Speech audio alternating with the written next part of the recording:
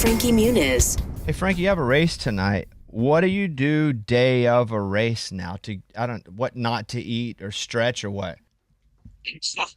I'm a pretty superstitious person. So when I find something that I think works, like I've got to keep doing it. And so far this season, we're two races into the season, but I had a really good result in Daytona. I got my first career top 10 in the truck series. And then Atlanta, we were racing so good. Like we were up there, we were battling with past champions and winners and cup drivers, and I felt really good. And the thing that I did before each race was a really cheesy Peloton dance cardio warm up. So that's going to be my thing so far this season until it stops working. What is the difference? And we have a lot of drivers on, but most of them drive cars. So what's the difference in car and truck when it comes to competing? I mean, really not much, to be honest. The chassis, the truck chassis is built off the car chassis. Like I think people think we're racing like trucks with a truck bed. Like there's a truck bed, but you can't put anything in it. You know what I mean? I would say the trucks and the cars are all about the same speed. The biggest difference I would say is the truck pokes a little bit bigger of a hole in the air. So I think it brings the racing a lot closer because just the draft is bigger. You can affect other people's vehicles with yours based on where you place it on their truck. So there's a little more you can do with the air, but otherwise, I would say the racing is almost identical. Talking with a lot of professional athletes and even drivers, they all have different feelings on where they want their adrenaline to be when the race starts. Some want to be completely jacked up on adrenaline. Some don't because they want to be able to keep their heart rate low so they can make decisions as if they were thinking on a regular Tuesday. Where do you fall in that? Are you ready? Are you jacked up and ready to go before a race or no? I definitely like the first couple races when I started in the NASCAR world 2 years ago. I was like, my heart rate an hour before the race was at 200 and it stayed there the entire time. And but I just got exhausted, right? You're just physically so drained by the end of the race because, you're in that fight mode the whole time. Where now I seem more calm when I start the race. I try during the race to breathe and make myself kind of stay more in that relaxed state as much as you can at 200 miles an hour. I find it when I'm there, you're just less tense. You can definitely relax more and make better decisions in those split seconds you need to when you're not running at a 10 the whole time. Where did the passion for racing come from? At what age? And how did you start? I mean, I was always a huge race fan, like always enjoyed watching as a kid. I didn't grow up in a family that liked racing. Like I think even to this day, my mom and my dad, they like that I'm racing, but they don't care because they're not like fans of it. But I remember being like 6 years old and waking up and watching the Formula One races and IndyCar races and NASCAR races but I never thought I'd be a driver. But I got to do the pro celebrity race that they did in Long Beach a bunch of years.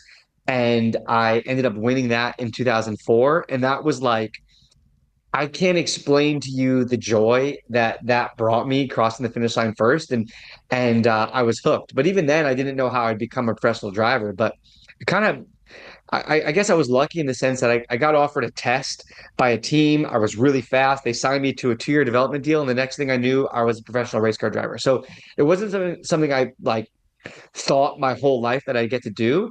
But I'm so grateful that small experience in the pro celebrity race led me to where I am now. Because I can say this, like I've gotten to do a lot of things in my life, and I've had a lot of success, and I'm super grateful for all that. But when I put my visor down and I leave the pit lane, I truly feel like I'm doing what I'm supposed to be doing, and that's a pretty cool feeling to have.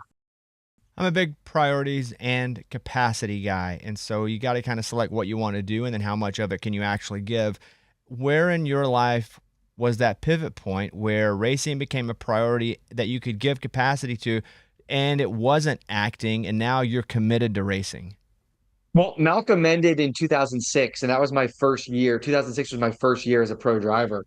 And, so I'm kind of leaving Hollywood in the height of my career, right? I remember calling my agents and managers saying, like, hey, I'm going racing. And if I'm going to compete against the best drivers in the world, that this is their life, like, I need to compete like that as well. I can't do it as a hobby. I can't do it on the side.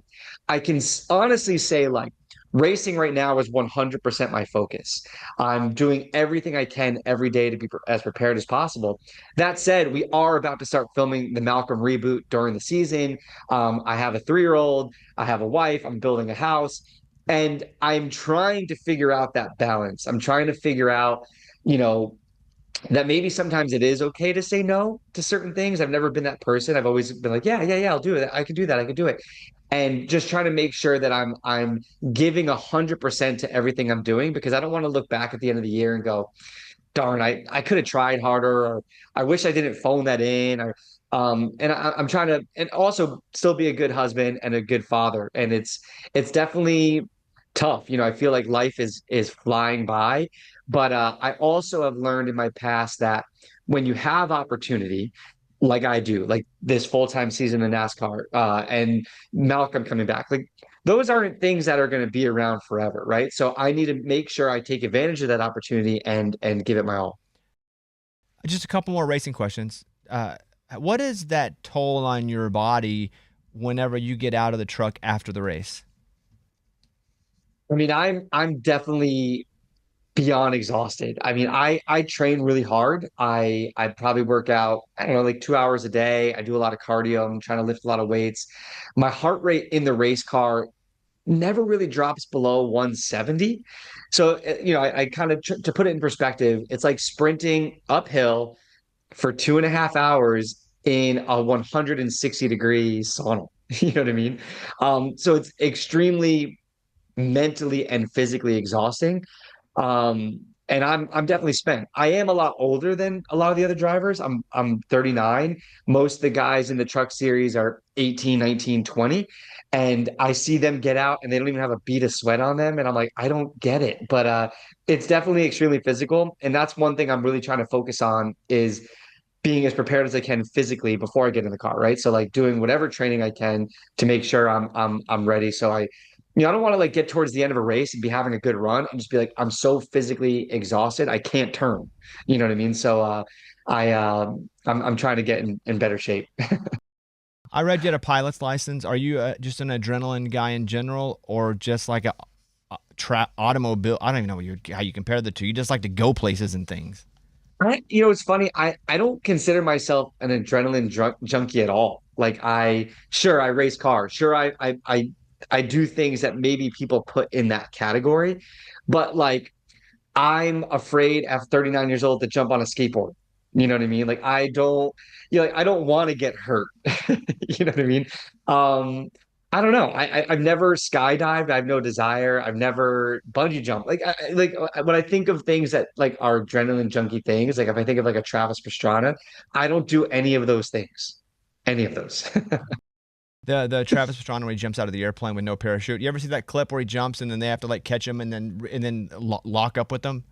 I literally just was watching that literally the other day. I saw it was on Instagram and I was like, I don't even understand how you fathom Yeah. wanting to try that. But hey, he's awesome for what he does. I was reading about the Malcolm in the Middle revival, and I think a lot of people my age that were born in the 80s, we all watched Malcolm in the Middle and loved it. But before Malcolm, like, how did you get into acting because you were young? Is it something you wanted to do and your parents were like, yep, we'll help you, or something they kind of led you to do because you had a lot of tendencies as a performer? You know, as a kid, I literally did everything. I'd go from football to basketball to tap and jazz to what soccer. Like my parents had me involved in everything that I wanted to do. And acting was one of those things that same kind of with racing. I hate to say that, but like happened on a whim. My sister actually did like a summer arts camp and they put on a show at the end of the summer and it was awesome. And I remember she was going to audition for another play or something. And she's like, you should audition. And we were jumping on the trampoline and she picked a song for me to sing. And I showed up not knowing what I was doing and sang. And it was for a Christmas Carol. And I got the part of Tiny Tim. The second rehearsal, an agent came up to my parents and was like, hey, I'd love to represent him and send him on auditions for commercials and movies. And really from that day forward until Malcolm ended in 2006, like it took over my life. I never said I wanted to be an actor if that makes sense. I loved it, but it was the thing that took over. It's a weird thought. Like I never said I didn't want to be an actor. I just like it was one of the many things I did. So I it was we were all kind of along for the ride, my family and I. It wasn't something that like we were lucky in the sense that we didn't have to work too hard at it. It just kind of started happening, and I never stopped working until I decided to go racing. And kind of a interesting thing to think back at now. I have a son, and I want him to be involved same way in like all these different things in sports and see what he really likes and loves. And it's weird that like one of those things can literally change his life forever. If he's good at it or if he gets lucky or whatever it may be. So it's an interesting thought. When you talk about finishing Malcolm in the Middle and you went right to racing, then I wonder, did you have the resentment? Because some actors, they got famous as a kid, have resentment that they're only known for that one role as they try to get other roles. But I feel like if you went from one and you straight pivoted, maybe the resentment wasn't there or wasn't the same. Did you have it at all? I actually didn't. I mean, even remember like my agents and managers back then being like, we've got to make sure we pick the right movies in your, during the hiatus, to make sure people you're not getting typecast.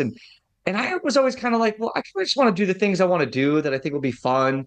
But also, I always thought if I were remembered forever as Malcolm, a show that everyone around the world loved, that's pretty cool. You know what I mean? I never shied away from it. Like I didn't, you know, I've always kind of been grateful for the opportunity I had. I don't know. It's even these days, we're about to redo Malcolm, and it'll be even though I've done some acting here and there over the last, let's call it 20 years. It hasn't 100% been my focus, but I'm thrilled that people are really excited to see where Malcolm and his family are. So the fact that like I get to be a part of that is a cool thing. So I would never shy away from it. I do understand why maybe people do have that resentment, but I also think that a lot of actors think the grass is greener on the other side type of situation. Like there's a lot of actors who are on hit TV shows and they go, "Oh, I don't want to do my show anymore. I just want to do movies and do different roles." And I'm like, I look back at it now and I go, "You have no idea how lucky you are to be a working actor at all, but B like successful on a show that people love, like take advantage of it. It's not going to last forever. I mean, maybe if it's Grey's Anatomy and they're on like what season 23 or something like that, season 24. But even then, like, I think Ellen Pompeo, I think about it, I go like, she has the easiest gig ever. She knows the character so well. She's making tons of money. She's having fun. She sees the people all the time. I mean, I feel like that's a great gig. But I don't know. I think actors they forget that when they first started, they would do anything they could for free, right? Local theater. Oh, you need me in this commercial. Oh, I'll be in your film. I'll do everything just to get the opportunity to work on my craft and be an actor. And then all of a sudden they kind of go like, I want to do bigger things and better things. And they forget that like it can go away in an instant. You guys are doing the revival on Disney Plus. Can you just give me what the plot's going to be? Like what's happening whenever everybody gets back together? I don't know how much I'm allowed to give, but I've seen some like reports come, like not reports, but like news stories come out like that kind of say what's happening. But Malcolm, obviously 20 years older, you get to see where he is in his life with his career and success. He does have a daughter, and I think that's going to be a pretty cool element for people to see. And the plot around the story is it's Hal and Lois's 30 or 40-year wedding anniversary, and they're trying to get the whole family and everybody back together. And Malcolm is having a hard time finding the time.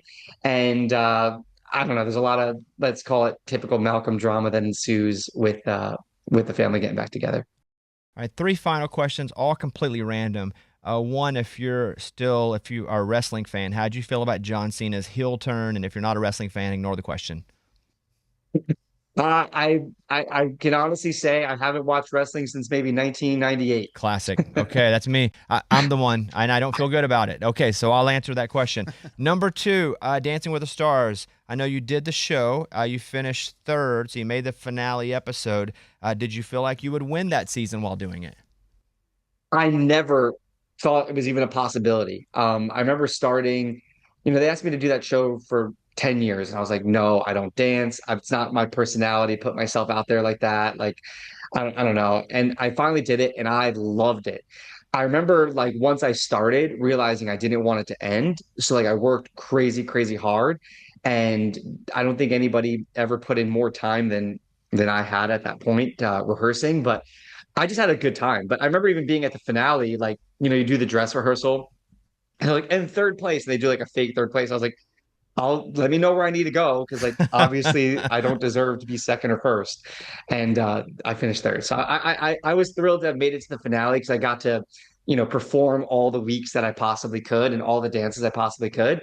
But didn't think I definitely didn't expect to win. Did you keep a relationship with Jane or Brian Cranston through the years after Malcolm? I talked to Brian a lot.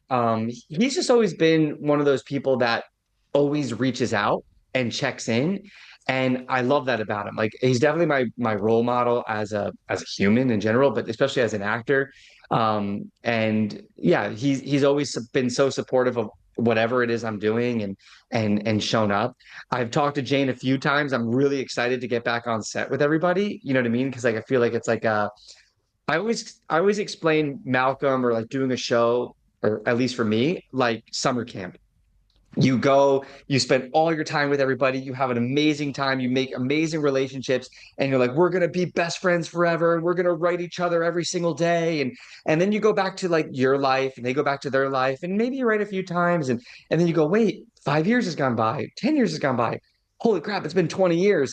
And I'm excited to see where everybody's been and just to get to rekindle those friendships and those relationships. And it's my goal to be a better friend this time around once the show's over. Craftsman Truck Series race at Las Vegas Motor Speedway tonight at 9 p.m. Central on FS1. Hope you get in your Peloton, get loose. I hope you're feeling good. Do you feel like you're getting better? Like, because again, you're more reps, you get better. Like you said, you've had some top 10 finishes. Do you feel like you're getting better? Racing it's such a mental game. Last year was rough. The prior year, I almost won the championship. I felt really good. I felt like I was learning. I felt like I was doing really well. So it was easy to show up every week and feel like you could win. Last year was the opposite. Like I felt like I couldn't finish a race. We had a lot of mechanical issues and a lot of problems. So just having those first two races, even though we had a bad wreck in the last one, we were running really good. We were where we want to be competing, and that feels good. So it's kind of a case by case basis. The highs are so high, the lows are so low, but you really kind of have to forget each race and just kind of focus at the task at hand. But I can say those good finishes help with my confidence, make me feel like I can do this. I can compete against these guys. Because sometimes you have self-doubt, you know what I mean? And it's not easy. It's definitely not easy, but I don't know. I'm trying really hard and I want it more than anything. Now we're rooting for you. Hey, Frankie, thank you for spending some time with us. Good luck tonight, and we'll be watching you, man. Have a great evening. Thank you so much. See you.